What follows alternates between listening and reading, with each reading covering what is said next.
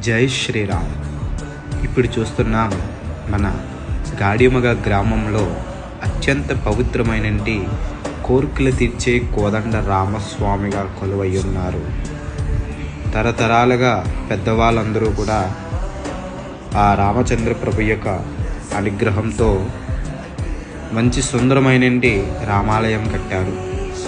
అలాగే ఆ యొక్క సేవా కార్యక్రమాలు చేస్తున్నట్టు భక్తులు ప్రతి శనివారం కూడా హరినామ సంకీర్తన ఎంతో ఆనందం కదా.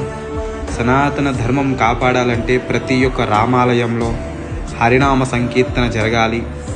ఆ సంకీర్తన ద్వారానే మన ధర్మాన్ని మనం అందరం కూడా కాపాడుకునే వ్యక్తులుగా ఈ భౌతిక ప్రపంచంలో ఒక గొప్ప పేరుని పొందొచ్చు.